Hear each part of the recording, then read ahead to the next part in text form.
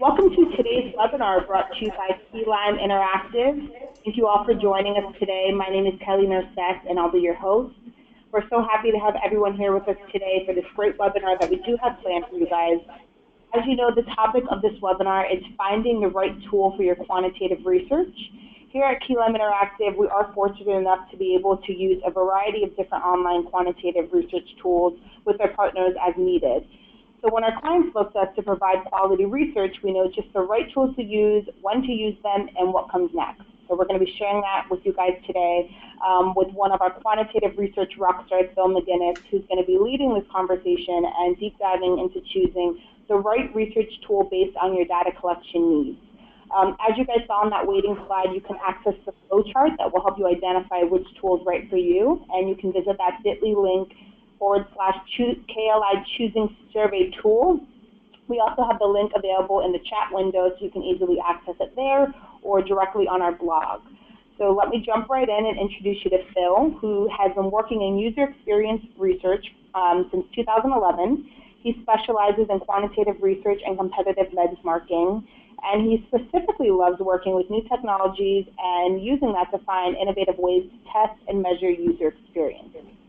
So just before getting the conversation started with Phil and letting him present, we're going to quickly cover a couple of guidelines to keep in mind throughout the next 45 minutes. We want this talk to be interactive for you guys, and we want you to ask as many questions as come to mind. So we have two different channels where you can ask these questions in real time during the webinar.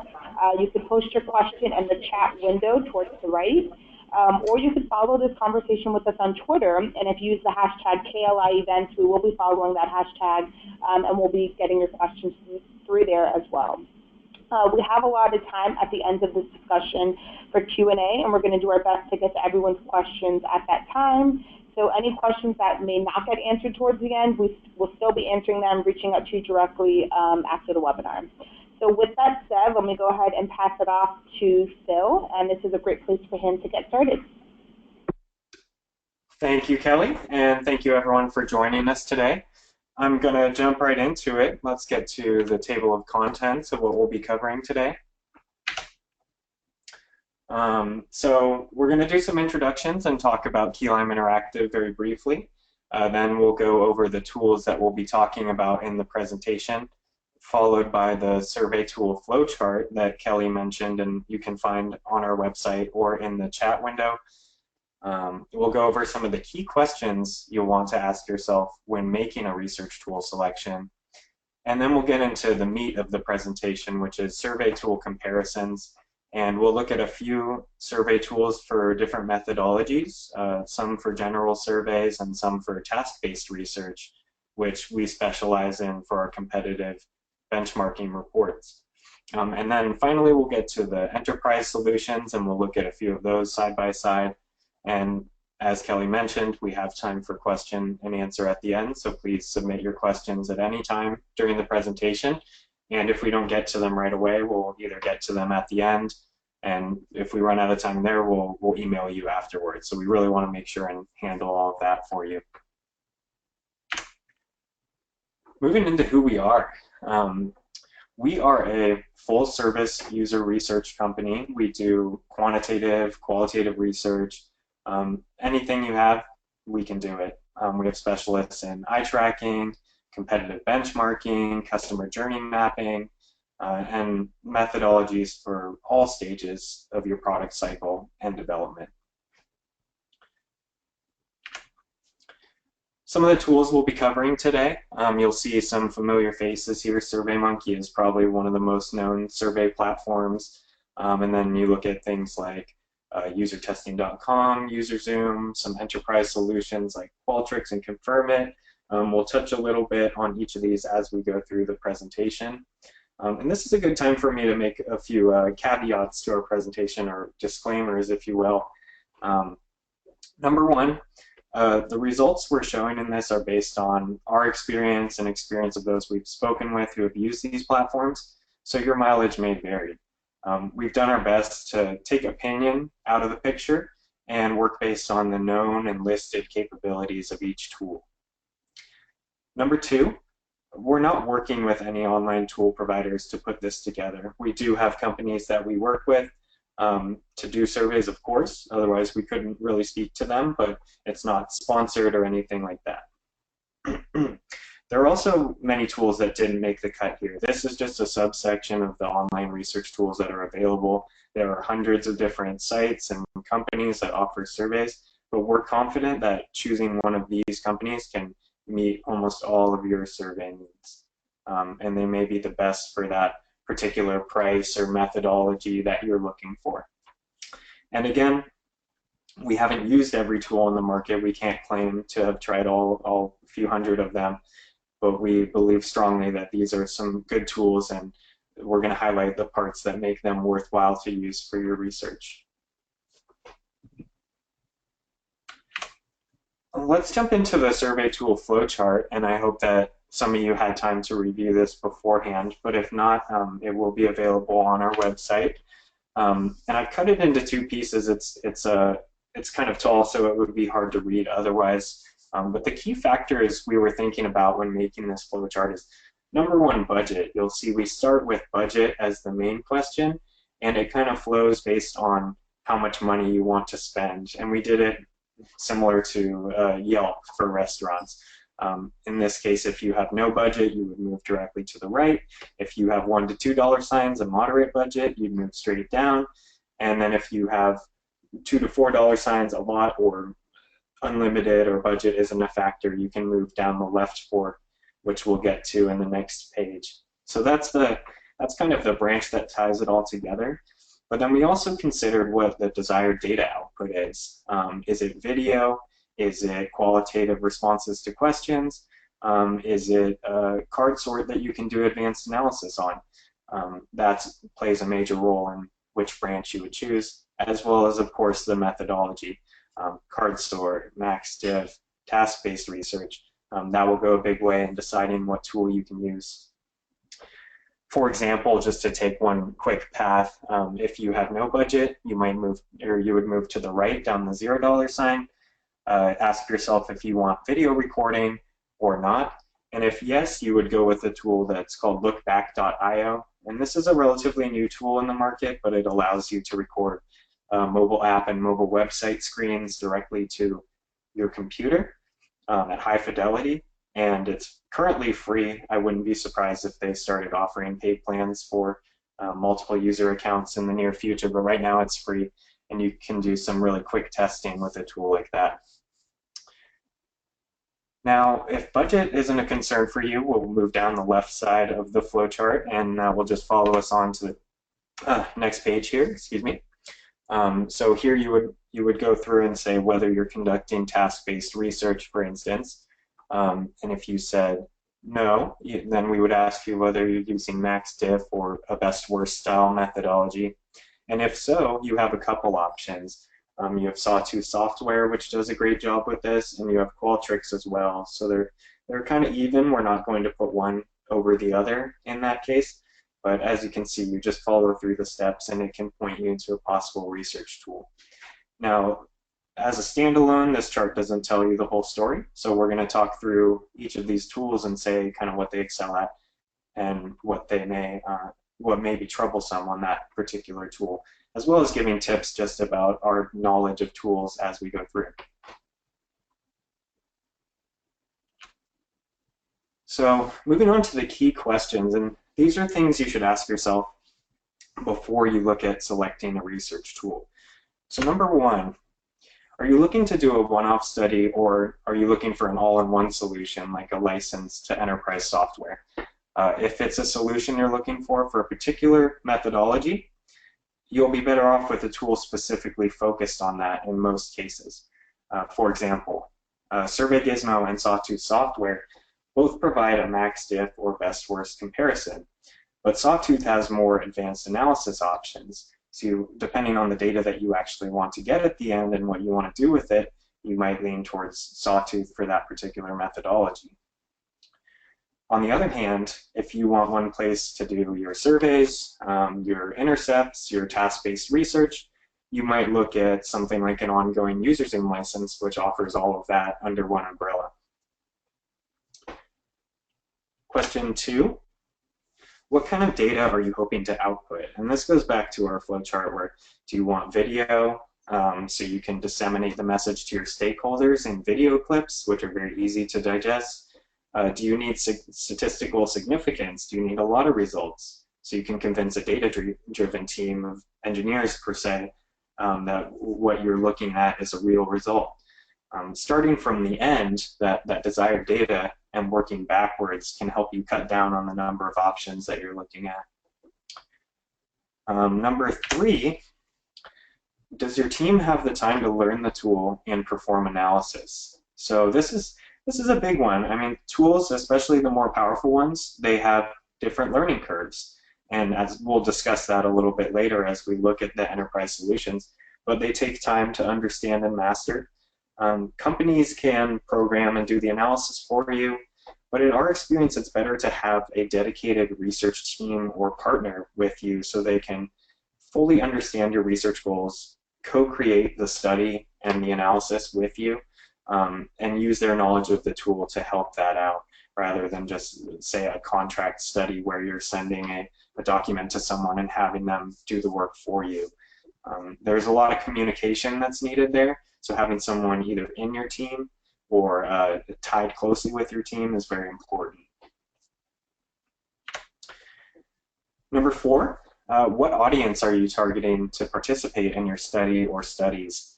So some tools, as we'll see, have integrated panels, but that can make it more difficult to bring your own panel vendor or panel partner that you're used to working with into the fold. Some tools make that very easy. Some tools make it a little bit harder. Other questions: do you need a customer list? Are you going to be emailing a group of customers, 10,000 customers, to try and get them to take your survey? That requires a very particular way to invite them. Some tools can do that, some can't. So knowing who you're trying to invite is important to ask when you're shopping for a new tool. And finally, as we talked about, are you on a budget? And maybe you're not, maybe you are, but in most cases, if you're in the early stages of a project, it pays to save a little money. You might not want to shell out for an expensive tool when you can do some cheap and lightweight testing with another tool. Some tools are as cheap as $25 a month or $100 a month, and you could pay with your company credit card and start testing right away, rather than going through your steps of going to different departments in your organization to get approval for the testing, getting sign-off. If you just want to do quick testing, there are tools out there that can do that for you for free or for very cheap. So asking yourself that question is important as well.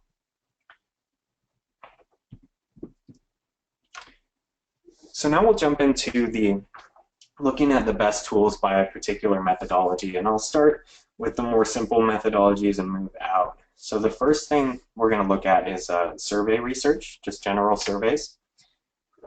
And I'm sure most people on the call are familiar with SurveyMonkey. They are one of the most well-known survey tools out there. They recently, in the past few years, started providing private panel through the SurveyMonkey audience, is what they call it. And they are constantly developing new features and analysis. It seems like every other time I log in, after a few months, there's some new tools, new presentation, new ways to use it. We do find that working with an outside panel is a bit more challenging, and this can be a problem with companies that promote their own panel from within.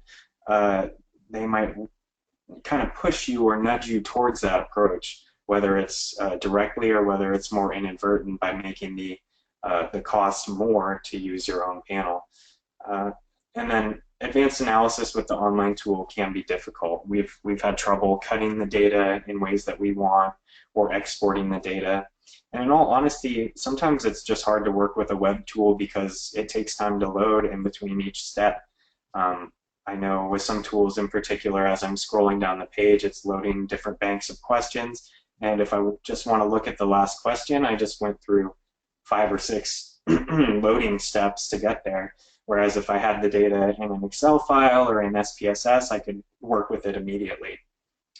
And then in the bottom right here, this is where we put in our Keylime Interactive Insight. And just to be clear, these aren't all tied exactly to the survey tool we're looking at the moment. It's more with surveys in general. We're not trying to pick on anyone. But in this case, we are talking about SurveyMonkey. So our insight is to pick your plan wisely. With SurveyMonkey, things like passing variables, which is almost a necessity for working with outside panel vendors, so they know who's completed the survey or not, requires a gold plan or higher. Whereas working with quotas, which is also common in many studies, requires a platinum plan, which is the most expensive option. So knowing what you're signing up for and what you're getting is very important before selecting a tool.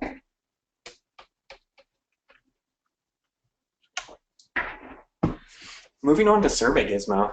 SurveyGizmo is relatively inexpensive, but for the cost, has a surprisingly diverse set of options. They provide advanced question types, logic, and branching that you might find in enterprise solutions.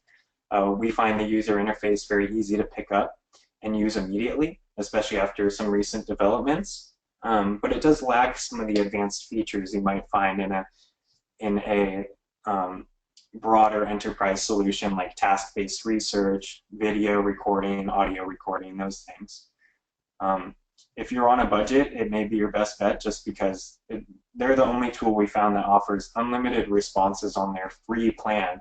Most companies will restrict you to 10 or 100 or 25 responses if you're not paying. But if you're just doing a simple basic survey on SurveyGizmo, you can do that as much as you want. And they do scale well with a few different pricing plans, and they offer some advanced question types, as we referred to in the first bullet, like max diff, which we're not used to seeing on these types of survey tools at this price point especially. And then when it comes to our insight, this goes for all tools again. Constant updates are a double-edged sword. So if you only use a survey software every once in a while, it can be troublesome when the UI elements shift. If you'd rather spend time strategizing your study and figuring out what you want to test than relearning the tool and then programming, you might want to have an expert step in and do that part for you, someone who's familiar with the different tools and how to make them work for what you want. Moving on to another one, and this is a little bit different than the ones that we looked at. This is Google Consumer Surveys. And for those that haven't used that in the past or you're unfamiliar with it, what it does is it pops up on websites like a news site, for instance, and as you're reading the article, you may get blocked and it says, answer a survey question to continue, or up to 10 survey questions. The icon or image on the right kind of shows how that would look on a generic website. So this can give you really quick insights, but because of that, it's limited in scope, because of that 10 question limit. The good news is the questions hit a large audience quickly. It's tied in through Google Ads, so you have quite a broad reach with that. And it's great for getting large numbers or quantitative feedback on simple questions. But because of that limit, and this ties into our insight again, know the limitations of what you're working with. If you try to get on Google Consumer Surveys and script something more complex, you're going to run into a few things. One is you can only have up to 7 options in a single response or multiple choice question. You only get 10 questions max for a single respondent. And then you only get up to 4 screening questions. So after that, everyone that qualifies is in your survey.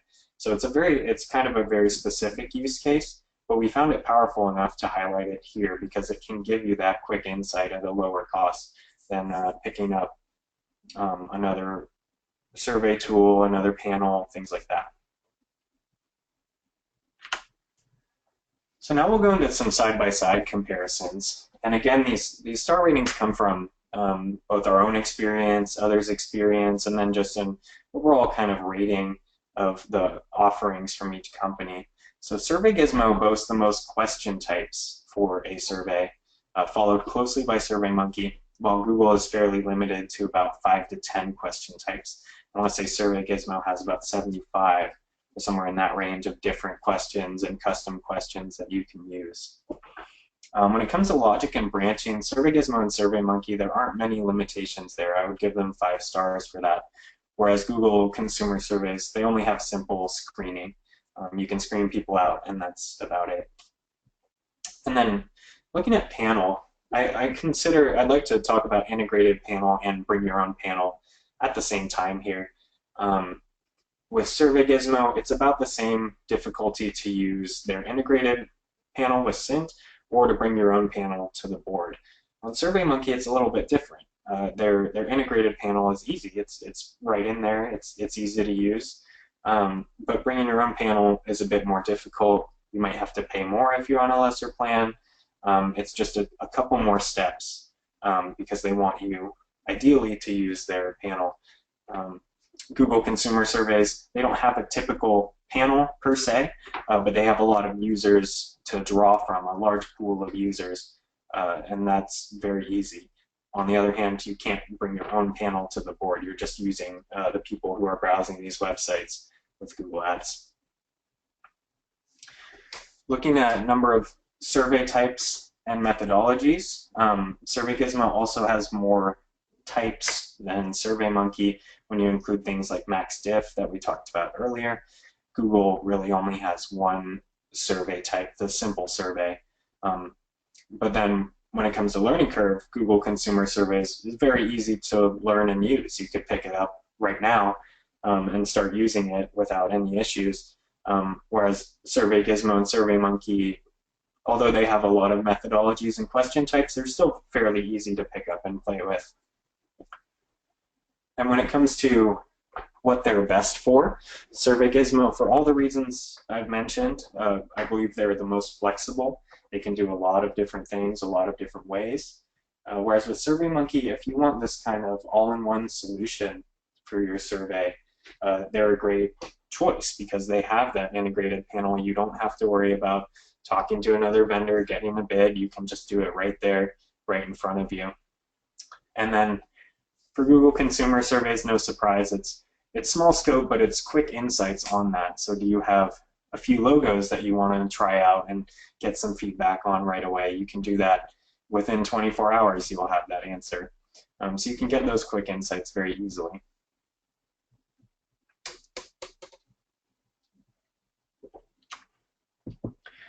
Moving on to task-based research, again, very close to my heart because we use this for our competitive benchmarking reports. So UserZoom, they're an all-purpose tool that specializes in this kind of task-based research, and we work with them quite often. They support click streams and heat maps through various implementations. What that means is there's different ways to go about getting them. You can either have a user download a browser extension, and that will track their behavior through a website. You can tie JavaScript tags to different parts of the website, so users can, it's just automatically captured rather than using an extension. So there's a couple different ways to go about that. They do have advanced logic, branching, and randomization. You can randomize blocks of questions. You can randomize which task you're going to based on questions. You really have the whole breadth of options there. On the other hand, the user videos could be improved, and that's kind of in relation to the next company we'll see, which is UserTesting, which focuses solely on video.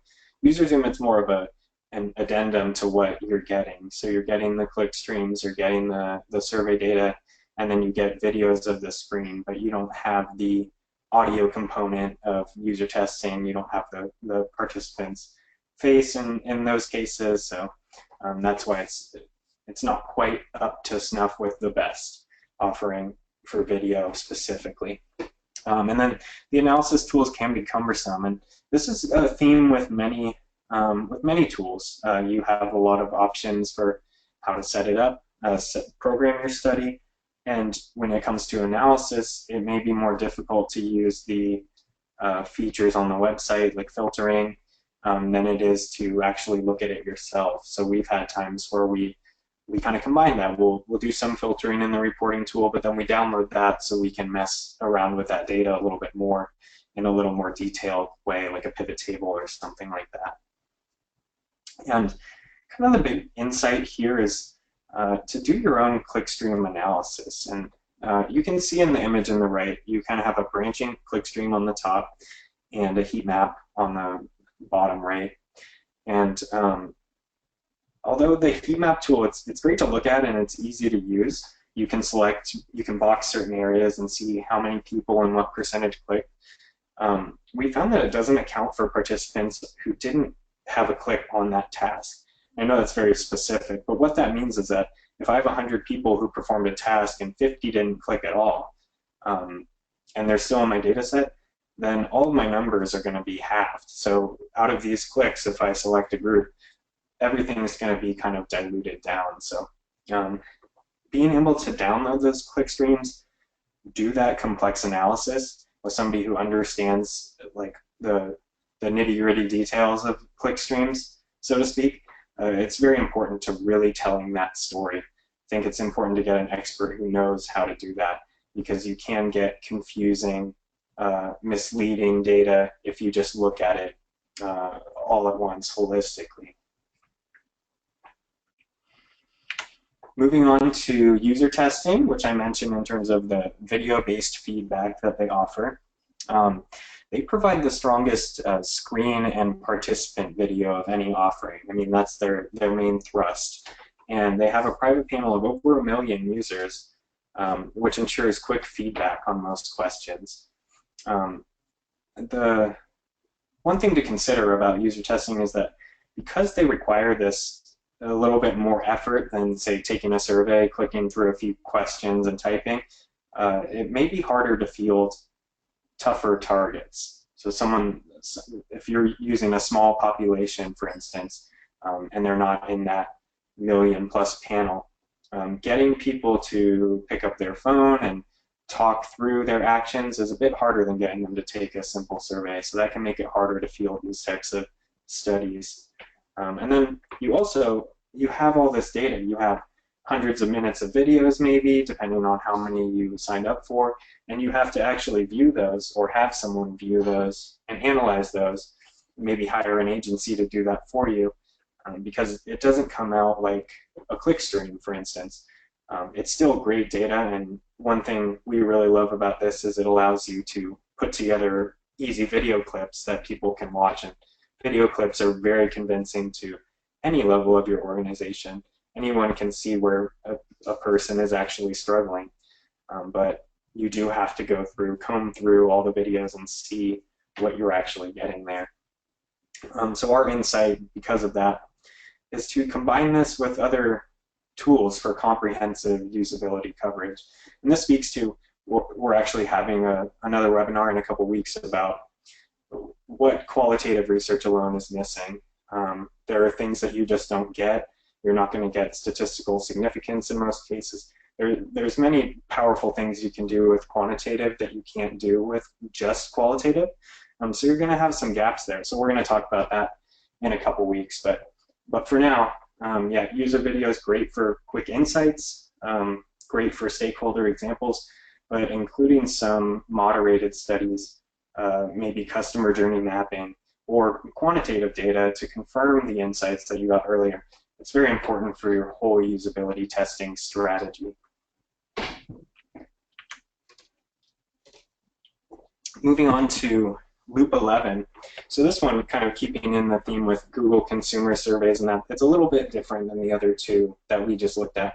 Loop 11 is very no-frill or low-frill task-based research, and you don't need a download or an SDK for your app to collect that data. So as I mentioned with UserZoom, you have to have someone download a browser extension, or you need to put JavaScript in your site, or you need an SDK for your app.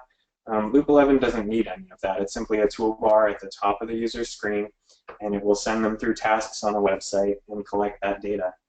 The tool is very easy to pick up and use immediately. There are a few little issues with the user interface there, but because of its simplicity, which I'll talk about in a moment, it's easy to pick up and use. So simplicity-wise, we were kind of surprised at this, but there are a few tools on the market. There's no logic or branching in the survey. So if you want to have a screener in your survey, you're out of luck. You have to do that before they get to Loop 11. If you want different people to do different tasks, you're out of luck. You have to maybe do that before they get to the Loop 11 system and send them to 2 different studies. So it's not this all-in-one solution.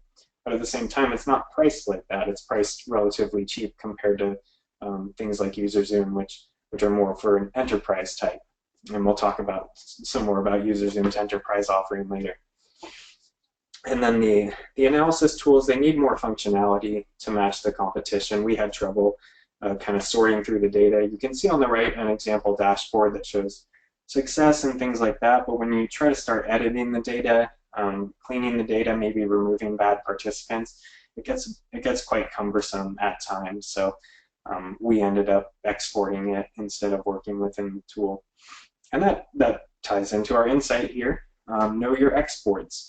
What that means is whenever you're using a new tool or software, you want to see how that data is going to look on the back end before you start collecting data. So whether that's doing a soft launch with 5 or 10 participants, or it's doing putting in some fake data yourself, going through the test and putting in data like you're a participant, and then exporting, it's very important to see how that comes out. We've had times where in the past we scripted something on a new tool and the data came out, and the analysis took a lot longer because we had to start combining areas that we should have just scripted differently. So having that experience, knowing how to script to an export, will save you a lot of time on the back end.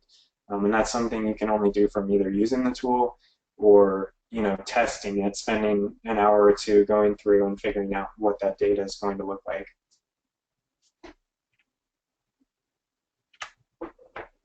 So let's look side by side at these 3 tools.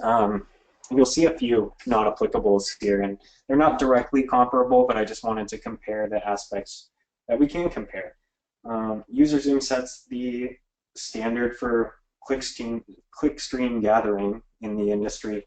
UserTesting doesn't offer any sort of automated clickstreams. Sure, you could watch the videos and record where people click, but again, it's very manual, and it's not the clickstreams as we know them. Loop 11, for the reasons we already discussed, it's a little bit harder. Loop 11 doesn't work with all websites because it's, I believe, a JavaScript-based solution, and so sometimes the websites perform very slowly, and then you run the risk of increasing task time just because the tool is conflicting with the website. So it doesn't quite work at the same level that UserZoom does. When it comes to video, UserTesting sets the standard there. UserZoom a little behind for reasons we've already touched on.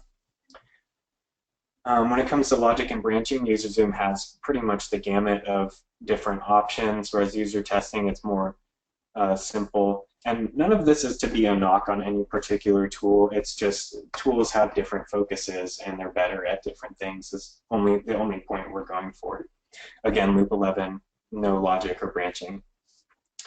When it comes to heat maps, I'll put UserZoom above Loop 11, but not at 5 stars because with the heat maps, they're not excluding people who don't have clicks, or they don't have that option at least, which would be nice to have. And then Loop 11, you can get a heat map image, but you can't like select different areas and see how many people click there. It's really just the static image. And when it comes to mobile testing, UserTesting.com just added a very interesting solution that allows you to test any app or mobile site just by giving them a link to the App Store. So because we're so interested in competitive benchmarking, that's very interesting to us as a team because being able to test competitors' apps is very important for getting that competitive strategy to figure out what your competitors are doing. Whereas UserZoom, you need an SDK to look at the app. So it's really just for your app that you're testing. And then Loop 11 has some basic mobile testing, but it's not quite up to par with the others. And then when you look at integrated panel, UserTesting has the best of these 3 offerings with their private panel, but because it requires a little bit more input to use their tool, that's where they lose a star there. And then UserZoom and Loop 11 have some integrated panel offerings, but it's kind of like we will link you to preferred partners more so than making it super easy to use their panel. So again, looking at what these companies are best for: user zoom wins on click streams, user testing on videos, and Loop 11 for just low-cost task-based research. Now we're going to jump into some enterprise solutions. So going first, I'm going to talk about Qualtrics. Qualtrics is a great all-in-one tool for large organizations. Their survey tool has been undergoing developments recently and is one of the most powerful tools around. However, the more functionality available, the more difficult it is to put together in an easy package. It can be a good option for an enterprise solution, but you have to be ready to shell out for additional services or spend time learning the ins and outs of the tool. That's all in the learning curve, which we'll kind of look at a little bit later as well. And then because Qualtrics is focused on a few different areas, customer experience, market research, employee insights, maybe you'd prefer someone that's focused entirely on user experience. That's your own call.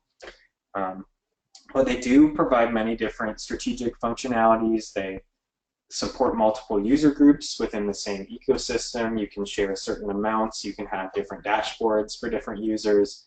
But then we've heard some complaints here and there about reporting and analysis options. So you need to know, our insight here is to know your reporting needs before you go in. They have undergone recent updates that has kind of assuaged the problem, but it's still limited for some more complex usages, which if you're looking at enterprise software, you probably have some complex survey needs from time to time. So you may need a researcher to export and analyze it manually. Moving on to another enterprise solution is Confirmit, which is a customer experience focused tool, solely focused, and with an on-premise option. So that means they can actually work within your security ecosystem or within your company. So you don't have to have people going out to a website. So if you have a security focus, and all these enterprise solutions have different ways to handle that security. This is just Confirmit's particular way. They can be on premise with you and making sure to keep everything the way you want it. They also have a strong voice of the customer program, and you can control the look and feel of the surveys for personal branding, which is great.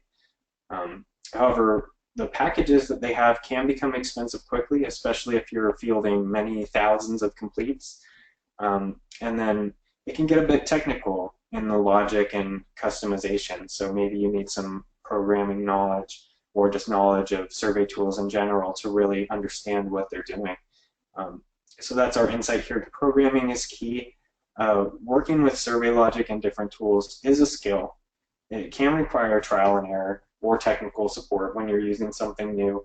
So you have to be careful to understand that time commitment when you're launching a project on a new platform. And we will be wrapping up in just a few slides, so if you haven't gotten your questions in, now's a good time, and then we can tackle those. Focus Vision Decipher is the actual product, if you see the DE logo there on the right. This is an easy-to-use tool, easier to pick up and play, with a strong visual component. So you can see in the example on the right, you have some nice imagery where you can choose, and that's a mobile device too, so a great presentation. You have imagery where you can choose your favorite laundry detergent, for instance. And they have some really nice drag and drop features for survey creation, drag your images right into where you want them, and it makes that programming very easy. They also have integrated test results in their tools. So that was when I was talking about soft launching and running fake participants through, that's where they make it easy because they'll actually create fake survey results for you so you can test the logic, make sure everything's all right. And then we did note that having some programming knowledge helps with some of the advanced tasks. So within the tool, there are some areas where you can get really down into the nitty-gritty details. So knowing the coding language there is important. And then the reporting tool, while very powerful, has a high learning curve. They can do statistical significance testing, crosstabs, you name it, but it's a little tough to grasp at first. And so our insight: best practices in design are important. Decipher boasts a really low drop-off rate for their survey, but proper survey design also can help handle that. So it goes beyond just the tool. It's how you program the survey. And finally, back to UserZoom, just to highlight the fact that they are more than just task-based research. You can have multiple user accounts. You can share across organizations. You can do surveys, intercept, card sorting. And the downside is some testing requires programming team involvement. That's true for many tools. If you need an intercept, that's going to be your programming team instituting that, things like that. And our insight here is that while tools have peculiarities in how they work, knowing technology, knowing logic and analysis, they're under the same constraints across the industry. So having someone on hand who has experience with many tools can help predict your needs and help you understand what you need for upcoming tests. And I know we're running a little short on time, so I'm going to go through this pretty quickly, but these are things that we've touched on. In terms of question types, Focus Vision has very cool like drag and drop type things, so we like that. The reporting tool, because of complaints we've heard about Qualtrics, they get a little bit less, but they're all very good solutions. In terms of survey types and methodologies, UserZoom has task-based research, which puts them a leg up. Focus Vision, we've had trouble with putting in intercepts in the past, where they need some custom coding, so that puts them a little bit lower. Survey logic is really just about complexity and instituting that logic and how some tools are harder than others. And then the learning curve we found across the board, so we're considering programming, analysis, reporting, we're considering all of that. So between that, they have a very similar learning curve. It just might be at different points, like maybe programming is harder on one, maybe reporting is harder on another. So with that, I'm going to turn it over to Kelly to kind of start bringing your questions to me while we're still within our time here. Thanks, Phil. Fantastic job, going through all of this. We had a load of questions come in, so I'm trying to filter through all of them. But I'm going to start with a simple one that was asked early on in the webinar. Someone just wanted a little bit of a clarification on what you meant by using panels. I think you answered it, but if you want to just kind of repeat your answers for anyone else who's wondering the same. Yeah, that's great. Panels are companies, to just give a little 30-second, panels are companies that offer respondents to take your surveys for you. Companies like Toluna, companies like Instantly, companies like Research Now. You can contact them. They will provide you panelists for different, like if you need IT support people to take your survey, they can help price that out for you, and they can manage all of the test taking and incentives for you. So that's what I was talking about with panels. Perfect, thanks. So I know, like you mentioned, we're short on time, so let's see if we can just run through a couple more, and then anyone else's questions we didn't get answered. It is going to be included, just to repeat one more time, it's going to be included in the follow-up email that comes, so every question will ultimately be answered. Let's just run through a couple more. So the next one is, how did you come up with the star ratings for various factors for each tool? Okay, so the star ratings, they're both from our own experience within the corporation, and then talking with other researchers throughout the industry. And I really take a special focus on the different research tools. So just knowing what the general feel is about research tools and where problems are. And additionally, there are sites like trustradius.com, which have reviews of different survey tools from real users. We've taken demos of some of the tools that we haven't used, things like that. Great. What's the #1 mistake you see companies making when scoping a study on a new survey tool? #1 mistake. I definitely touched on a lot of different mistakes that people can make, but I think #1 is not considering the amount of time it takes to learn and really understand a survey tool, because things like doing programming that leads to an easy report to analyze are very important. Things like taking the click streams out from the tool that's doing the basic breakdown and really digging in and figuring out what the story there is takes time and takes knowledge. So it's great when you talk to a company and they have a survey offering for you or an enterprise offering, and they show you all the highlights, but the time it takes to really ramp up and use that to its fullest is, I think, the biggest underestimation when looking at new survey tools. Great. We'll do two more and then we'll wrap it up. Someone else asked, what sample size do you use when running quantitative study? Well, it really depends on the population size. There are sites online where you can calculate the sample size for your confidence interval, for your confidence level. We tend to use a 95% confidence level and a 5% confidence interval or margin of error. And a lot of times that a good rule of thumb beyond that is roughly around 200 people. When we do competitive benchmarking, we typically have 200 per site. That gives us a lot to work with, and it also gives us the ability to segment that data and still get good results that you can extrapolate. So if you only have 50 people, but then you want to segment that out, you're going to start getting into areas where you're not going to find statistical significance, and when you do, you might not have statistical power to that significance. So you want to be careful not to go too low. I would say 150 to 200 is what we like to do minimum for quantitative studies. Great. And last question, we'll end here. Do you guys usually put survey questions at the end of the task when using tools like UserZoom? Or is it at the end of all tasks? Is the answer different for formative versus summative usability testing? It's a good question. Within ours, we prefer, in both cases, to do questions immediately after the task. The reason is, unless you're doing like A/B testing, where they're going to see prototype A and then prototype B and then answer questions, in that case, we would ask them after they see both. But in most cases, you want to do a task, and while that is still fresh in their mind, ask questions about it.